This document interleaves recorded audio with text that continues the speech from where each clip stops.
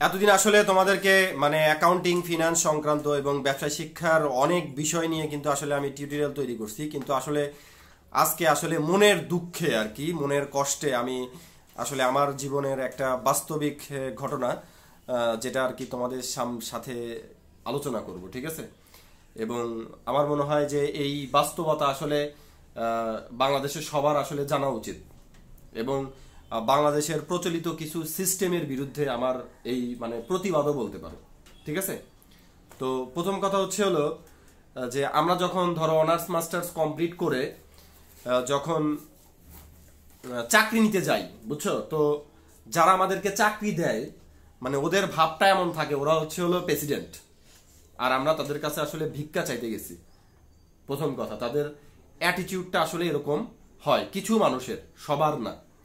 তো আসলে এই প্রসঙ্গটা আসতেছে কিছুদিন আগে, তোমরা অনেকেই বলছো যে ভাইয়া আপনার দাড়িতে অনেক সুন্দর লাগে, আপনার যে ম্যাশের মতো চেহারা, দাড়ি কাটলে সেই ম্যাশের চেহারা আসলে থাকে না। তোমরা অনেকেই বলো, আসলে যদিও আমার কাছে মনে হয় না, আমাকে আসলে আমার মতোই আমাকে মনে হয়। তোমরা অনেকেই বলো যে আমার চেহারা নাকি ম্যাশের মতন, তো দাড়ি কাটলে মনে হয় না, দাড়িতে ভালো লাগে না। তো এই দাড়ি কাটার পেছনে কিন্তু আসলে একটা মানে কঠিন একটা বাস্তবতা ছিল, কারণ মানে আমি রিসেন্টলি একটা কলেজে, স্কুল অ্যান্ড কলেজে, সেখানে মাত্র মানে কিছু টাকা, যেটা মানে মাত্র 20,000, যেটা হয়তো বা মানে আমার প্রাইভেট থেকে যে ইনকাম হয় সেই তুলনায় কিছুই না। মানে চরম বাস্তবতা, এটা অনেকেই ভাবতে পারো যে, কারণ ধরো মানে এটা আমি যতটা 20,000 টাকা, কিন্তু আমি যে মাসে টাকা ইনকাম হয় না, ধরো পরীক্ষা থাকে সেই মাসেও মনে হয় আমি 20,000 টাকা ইনকাম করি। তো এরকম একটা বাস্তবতাতে তারপরেও লোকেশনের জায়গাতে আমি একটা জায়গাতে মানে খুবই ন্যাচারাল জায়গা, যেখানে আমি ছোটবেলা থেকে আমার ইচ্ছা ছিল আসলে ওই কক্সবাজার, বান্দরবন, খাগড়াছড়ি ওই এলাকাতে আসলে আমি যদি বড় হতাম আমার খুব ভালো লাগতো। তো ওই কলেজের অবস্থানটা ছিল আসলে ওই জায়গাতে, যার কারণে আসলে আমার ওইখানে ইচ্ছা যে ওইখানে যদি আমার একটা জব হয় তাহলে আমি কি ওই এলাকাতে সেটেলড হতে পারবো। তো এই উদ্দেশ্যে আর কি মেনলি আমি গেছিলাম। এবং আরেকটা বিষয় আসলে মানে টিউশনি যদিও অনেক টাকা ইনকাম করা যায়, কিন্তু এটাতে মানে এটাকে কিন্তু আসলে মানুষ অতটা সম্মানের চোখে কিন্তু কি দেখে না। মানে অনেক টাকা ইনকাম করে, ঠিক আছে, দেখো যে আমি এই বয়সে যা কিছু করছি প্রাইভেট পড়ায়, আমার বন্ধু বান্ধব এখনো কিন্তু ধরো বাবা মায়ের হাত থেকে মানে বাবা মায়ের কাছ থেকে টাকা নিয়ে চা খায়, তাই না? কিন্তু আমি কিন্তু মোটামুটি গাড়ি কিনছি, বাড়ি করার মতো জায়গা কেনার টাকাও মোটামুটি হয়তো মানে কিছু টাকা হলেও কি ব্যাংকে ফিক্সড আছে। তো দেখো, তো এরকম একটা পরিস্থিতিতে আমি আর কি যখন চাকরি নিতে গেলাম, প্রথমে অনেক কষ্ট করে বগুড়া থেকে সেই ওই এলাকাতে, কক্সবাজার, রাঙামাটি, বান্দরবন, আমি এক্স্যাক্ট লোকেশনটা বলবো না, তো ওই এলাকাতে আসলে আমি যখন পরীক্ষা দিতে গেলাম, তো পরীক্ষা দিতে গেলাম লিখিত পরীক্ষা। তো প্রথম কথা হচ্ছে হলো, দেখো তারা নিবে হচ্ছে হলো, এটা আসলে তাদের দোষ না, এটা বাংলাদেশের আসলে সিস্টেম। যে দেখো তুমি আসলে একজনকে নিয়োগ দিবা হচ্ছে অ্যাকাউন্টিং টিচার হিসেবে, তারকে যদি সাধারণ জ্ঞান থেকে যদি প্রশ্ন করা হয়, মানে সাধারণ জ্ঞান অংশ থেকে যদি তাকে প্রশ্ন দেয়া হয় তাহলে, এবং মানে যে আসলে সাধারণ জ্ঞান অংশে ভালো করে টিচার হিসেবে নিয়োগ পাবে, সে আমার মনে হয় যে সে কখনোই ওইভাবে অ্যাকাউন্টিং এর ভালো শিক্ষক হবে না। তোমাকে আসলে দেখতে হবে কি যে অ্যাকাউন্টিং এ কত মার্কস পাচ্ছে। তো দেখো এখানে আমি মানে মেনলি আমি 54 মার্কের অ্যান্সার করছিলাম, এবং তাদের শর্ত ছিল হচ্ছে হলো 50-এর উপরে পাইলে তারা ডেমো ক্লাস এবং ভাইবার জন্য ডাকবে। তো আমি আর কি পরীক্ষা দিলাম, এবং আমি 54 মার্কের অ্যান্সার করছিলাম হিসাব বিজ্ঞান থেকে, কারণ এখানে 4টা সৃজনশীল ছিল। তোমরা জানো যে 1.5 ঘন্টা সময়ের ভিতরে কখনোই মানে সৃজনশীল লেখে 100 মার্কের অ্যান্সার করা কিন্তু পসিবল না। এবং যারা আর কি সাধারণ জ্ঞান অংশ দিছে তাদের তো ধরো এখানে 35-40 মার্ক ধরো সাধারণ জ্ঞান অংশ ছিল, তো এখান থেকে কিন্তু খুব সহজেই কিন্তু কি মার্ক পাওয়া সম্ভব, কারণ তো শুধুমাত্র এক কথায় উত্তর দিলেই তো সাধারণ জ্ঞান মোটামুটি মার্ক পাওয়া যায়। আর যারা সৃজনশীল করতে গেলে, তো 4টা সৃজনশীল করতে গেলে তাও আবার বড় একটা আর্থিক বিবরণী ছিল, আর্থিক বিবরণী একটাই তো আধা ঘন্টা সময় নিয়ে নেয়। তো ওরকম করে আমি মোটামুটি ধরো 4-40 আর অবজেক্টিভ মিলে আমি 54 মার্কের মতো অ্যান্সার করছিলাম। এবং লিখিত প্রশ্নের পরে, লিখিত পরীক্ষার পর আর কি আমাকে একটা SMS পাঠানো হয় ওইখানে যে আপনি নিয়োগ পরীক্ষায় মানে সাধারণ জ্ঞান অংশ উত্তর করেন নাই কেন, প্রিন্সিপাল স্যার জানতে চান। তো তখন আমি যেটা বাস্তব কথা সেটাই আমি বললাম যে স্যার আসলে আমার ওই বিষয়গুলোতে আসলে মানে প্র্যাকটিস করার সময় হয়ে ওঠে না। তার কারণটা হচ্ছে হলো আমি প্রচুর প্রাইভেট পড়াই অ্যাকাউন্টিং, এবং বাকি সময়টা আমি ভিডিও বানাই, মানে ইউটিউবের জন্য ভিডিও বানাই, যার কারণে কিন্তু কি আমি ওগুলা প্র্যাকটিস করার সময় পাই না। ওকে, তারপরও আমাকে দেখলাম আমি চতুর্থ হয়েছে আর কি, 4 জনকে ডাকছে, তার মধ্যে আমার অবস্থান 4, যদিও আমি জানি না যেটা মেধাক্রম অনুসারে কিনা। তো আমার অবস্থান ছিল কোথায়, 4 নম্বরে। তো আমি মনোনীত হইলাম আর কি ভাইবা এবং ডেমো ক্লাস দেওয়ার জন্য, ঠিক আছে। তো ওইখানে ডেমো ক্লাস দিতে গেলাম, সেখানে তারিখটা ছিল হচ্ছে হলো 2 দিন আগে আর কি যেতে হবে এরকম সময়, অর্থাৎ তারিখটা এক্স্যাক্ট মেবি ছিল 7 তারিখে। তারিখ ছিল কি এই মাসের 7 তারিখে, ঠিক আছে। তো আমি যেহেতু ওইখানে ধরে এত দূর, পরীক্ষা 9টার দিকে ভাইবাতে, 9টা কি 10টার দিকে ভাইবাতে অ্যাটেন্ড করতে হবে। তো আমি যেহেতু এখান থেকে কোনোভাবেই যদি যাই, ওখানে যাওয়া পসিবল, তো আমি কি করলাম, 5 তারিখ রাত্রেবেলা রওনা দিলাম। আমি বগুড়া থেকে যখন 7টার দিকে বাসে উঠছি, 8টা কি 8:30 বাজে সিরাজগঞ্জে আমি, তখন তারা আমাকে কল করে বলতেছে যে আপনার ভাইবা তো 6টার দিকে নেওয়া হবে, মানে 6 তারিখে নেওয়া হবে, অর্থাৎ আগামীকাল নেওয়া হবে। তখন আমি বললাম যে আসলে আমার পক্ষে তো কোনোভাবেই যাওয়া সম্ভব না, 9টার মধ্যে কোনোভাবেই আমার পক্ষে কি যাওয়া সম্ভব না, কারণ বাস মিনিমাম 12টা বাজাবে, মানে ওইখানে যেতে যেতে কি বগুড়া থেকে ওই অঞ্চলে যায়, কক্সবাজার বান্দরবনে যাইতে কি মানে 12টা 1টা বেজে যায়। তো তা আমি কি আসবো নাকি আমি বাস থেকে নেমে চলে যাবো, ব্যাক করবো? বললো আপনারা আসতে থাকেন। খুব ভালো লাগলো। তো এটা মেবি প্রিন্সিপাল ওখানে যিনি কথা বলছেন, বললো আপনি আসেন। তো দেখি অ্যাকাউন্টিংটা সবার শেষে, প্রিন্সিপাল স্যারের প্রতি আমি খুবই কৃতজ্ঞ, কারণ উনি আর কি মেবি অ্যাকাউন্টিং এটা কি শেষে দিছিল, যেহেতু আমি আসতেছি এর জন্য, হয়তো বা আমি জানি না কি কারণে দিয়েছে।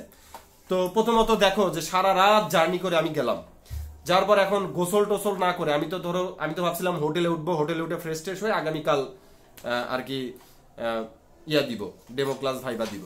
তো আমার পক্ষে সরাসরি আমি কি ওইখানে কলেজে যায়া উপস্থিত হইলাম, এবং আমি তো খুবই, তো বুঝতেইছো সারা রাত জার্নি করলে কেমন লাগে।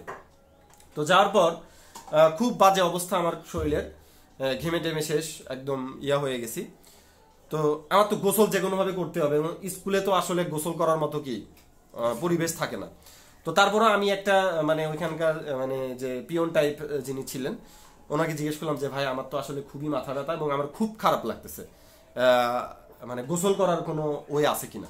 তো বলতেছে ভাই আমাদের মানে কলেজটা অনেক সুন্দর, ঠিক আছে, কলেজটা অনেক সুন্দর, এবং মানে টয়লেটটাও মানে বেশ, বললো যে আপনি ওয়াশরুমে গিয়ে আপনি যদি গোসল করতে পারেন তাহলে সেক্ষেত্রে আপনি মানে ভালো। তো আমি আর কি ওই যে ওয়াশার দিয়ে আর কি কোনোভাবে কষ্ট মষ্ট করে গোসলটা করলাম। দেখো কতটা কষ্ট, তা ওইটা তো আসলে বসে বসে করতে হয়, এত লম্বা মানুষ আমি, 5 ফুট 11 ইঞ্চি মানুষ, তো আমার পক্ষে তো ওইটা তো আর দাঁড়ায় তো অত দূর তো আর যায় না, ওইটা দিয়ে গোসল করলাম, কেউ করো না, ঠিক আছে, মানে বাধ্য হয়েছি করতে।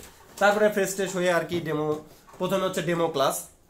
তো প্রথমে দেখো ডেমো ক্লাসে আমি একটা অ্যাকাউন্টিং এর মানে বেশ ওপর লেভেলের আলোচনা, যেমন ধরো ব্যয় এবং খরচের পার্থক্য, ঠিক আছে। আমি হিসাব বিজ্ঞানের টপিকটা আলোচনা করলাম, যে কেন পড়বো হিসাব বিজ্ঞান, অর্থাৎ হিসাব বিজ্ঞানটা আমাদের কেন পড়া উচিত, এই বিষয়টা নিয়ে আসলে আমি আলোচনা করতে গেলাম। তো প্রথমে ওনারা টপিক দেখে বলতেছে যে এমন একটা ভাব যে আমি তো হিসাব বিজ্ঞান নিছি, আমি কেন পড়বো এটা জানার আমার কি দরকার। তাই আমি বললাম যে আপনি তো নিছেন না বুঝে, একটা মানুষ হিসাব বিজ্ঞান মানে কেন নেয়, না বুঝে নেয়, ঠিক আছে। তো না বুঝে নেয়, তো আমি বললো আচ্ছা ঠিক আছে, আমি বললাম যে আপনি করেন। তারপরে আর তারা শুনলো, ব্যয় এবং খরচের পার্থক্যটা আমি বুঝাই দেওয়ার চেষ্টা করলাম, কারণ এটা তো আসলে ওপর লেভেলের আলোচনা, এবং আমি হিসাব বিজ্ঞানের যে আরো যে বেসিক নলেজ গুলো আছে এই বিষয়গুলো তাদের সামনে আর কি ডেমো ক্লাসে উপস্থাপন করে। স্টুডেন্ট থাকলে ভালো হইতো, এখানে আসলে ছিল হচ্ছে 3 জন ব্যক্তি আর কি, পরিচালনা পর্ষদের 3 জন ব্যক্তি, তবে প্রিন্সিপাল স্যার যিনি উনি ছিলেন না। তো ওইখানে আর কি তারা আর কি ডেমো ক্লাস দিলাম। তো তারপরে তারা আমাকে মানে মজার বিষয় দেখো, হাস্যকর বিষয়, যে তারা আমারে জিজ্ঞাসা করতেছে যে হিসাব কাকে বলে। তুমি চিন্তা করো যে আমি কোথায় উপর লেভেলের একটা টপিক আলোচনা করতেছি, সে ওই বিষয়টাকে থামাই দিয়া সে আমাকে জিজ্ঞাসা করতেছে হিসাব কাকে বলে। আপনি কি খতিয়ান সম্পর্কে জানেন? খতিয়ান কয় ভাবে করা যায়, টি-ছক কেমন? আমার তো মানে আমি হাসতেছি, তাতে বুঝলাম যে অল্প বিদ্যা ভয়ঙ্করী। কারণ তারা আমার মনে হয় যে নিশ্চিত ভাবে যে আমি যে বিষয়টা নিয়ে আলোচনা করছি আসলে সেটা নেয়ার ক্ষমতাই তার নাই, সেটা নেওয়ার ক্ষমতাটা তার নাই। সে আমার জিজ্ঞাসা করতেছে, আরে বাবা আমি মাস্টার্স কমপ্লিট করছি অ্যাকাউন্টিং এ, আমি হিসাব কাকে বলে এটা আমি জানবো না? টি-ছক কোনটা আর খতিয়ান এটার পার্থক্য আমি জানি, এটা জিজ্ঞাসা করে আর কি তারা আমাকে মানে আমি বললাম। তারপরে আমি আরেকটা বিষয় জানতে যাচ্ছি, বলছে ঠিক আছে আপনি আসেন। মানে এবং তাদের বলার ভঙ্গিমাটা এমন ছিল যে মানে আমি আসলে ওইখানে ভিক্ষা করতে গেছি, ঠিক আছে, দে বাবা। তো মেজাজটা তো আমার খুব খারাপ হয়ে গেল। আমি মানে আমার একটা কথা জানিস, আমার জানো যে তোমরা যে ইগো মানে এটা খুব মানে খারাপ লাগে যে কেউ ছোট করে কথা বলা, মানে তো খুব খারাপ লাগলো। তারপরে আর কি আমি মেজাজ তো খুব খারাপ হয়ে গেল। তারপরে ডেমো ক্লাসে তো খুব খারাপ লাগতেছে, মেজাজ খারাপ হয়ে যাচ্ছে। তারপরে আর কি ডেমো ক্লাস দিলাম। ডেমো ক্লাস দেওয়ার পর হলো ভাইভাতে আমি ইন্ট্রোডিউস ইউরসেলফ ওইখানে বলার পর আর কি বললাম আমি যে আমার সম্পর্কে বললাম এবং আমার ইউটিউবের সম্পর্কে বললাম। কারণ আমি মনে করি যে দেখো তোমরা জানো যে বাংলাদেশের মধ্যে আমার কিন্তু অ্যাকাউন্টিং রিলেটেড যে চ্যানেল তার ভিতরে আমার অবস্থান কিন্তু 3, এবং আমার চ্যানেলের যে গ্রো অর্থাৎ আমার ভিডিওগুলো যত বেশি মানে ওনারা আমাদের যে 2 জন আমার সামনে আছেন আমি ওনাদেরকে দেখে ভিডিও বানানো শুরু করছি, এবং তার মধ্যে সেকেন্ড পজিশনে যিনি আছেন ওনাকে আমি প্রায় ধরে ফেলছি। ওনার সাবস্ক্রাইবার সংখ্যা 7000 এবং আমার 6500, এবং ওনারটা প্রায় ওই অবস্থাতেই আছে।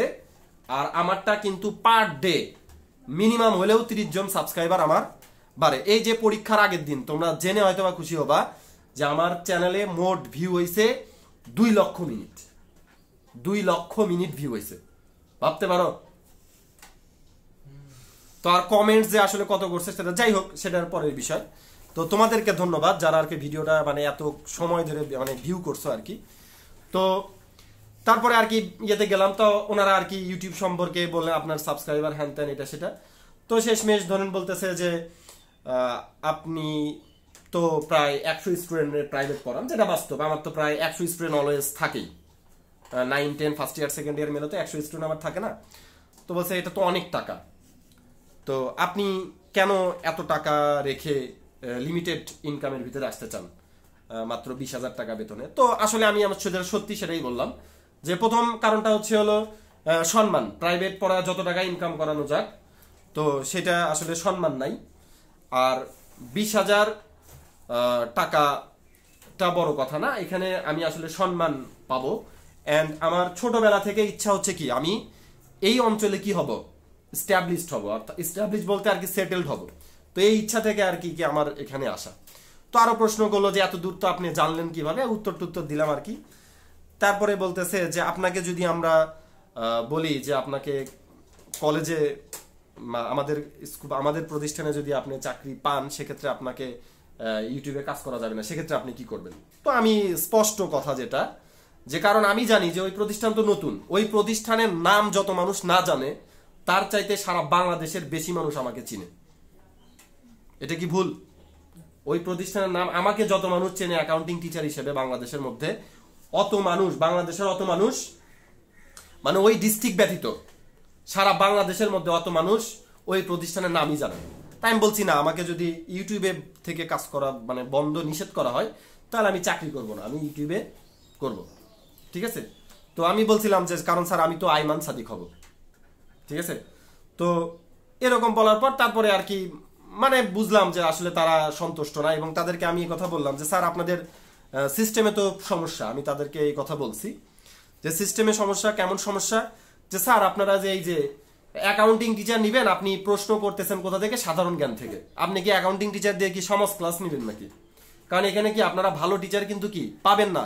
আর এই জন্যই কিন্তু কি কলেজে কিন্তু ভালো টিচার অ্যাপয়েন্ট হয় না, এর জন্য যে মানে কলেজের স্টুডেন্টরা কিন্তু এর জন্য বাইরের ভাইয়াদের কাছে বা বাইরের টিচারের কাছে কি দৌড়ায়। তার একমাত্র কারণ কি, যে কলেজের টিচারের কাছে কিন্তু তারা পড়ে কি হতে পারে না, সন্তুষ্ট হতে পারে না। তোমরা যদি কলেজের টিচারের কাছে পড়ে সন্তুষ্ট হতা, প্রাইভেট পড়ে, তাহলে তো স্যারের কাছে প্রাইভেট পড়ো। স্যার নিজেও তো প্রাইভেট পড়ায়, কলেজের স্যার প্রাইভেট পড়ান না? তো তোমরা স্যারের কাছে কেন পড়ো না? আমার কাছে কেন আসো? আমি কি তোমাদেরকে পিটায় নিয়ে আসছি এখানে? নাম্বার কম দেওয়ার ভয় দেখা নিয়ে আসছি? এগুলো করে তো আর নিয়ে আসি নাই। আমি তোমাদেরকে কেন নিয়ে আসছি, মানে কি তোমরা আমাকে তোমাদের ভালো লাগে, মানে আমাকে ভালো লাগে তোমাদের, যার কারণেই কিন্তু কি আমার পড়ানোর স্টাইল ভালো লাগে, যার কারণে আসো। কলেজের টিচাররা, কারণ ওরা তো আসলে ওই সাধারণ জ্ঞানে অ্যান্সার করে তো আসলে নিয়োগ পাইছে, তো যার কারণে কি ওদের তো আসলে সমাজ ক্লাস করলে ভালো লাগবে। তো এই কথাগুলো আমি তাদের বোঝানোর চেষ্টা করলাম, কিন্তু আসলে তারা আর কি ব্যাপারটা বুঝলো না, বুঝবে না, এটাই স্বাভাবিক।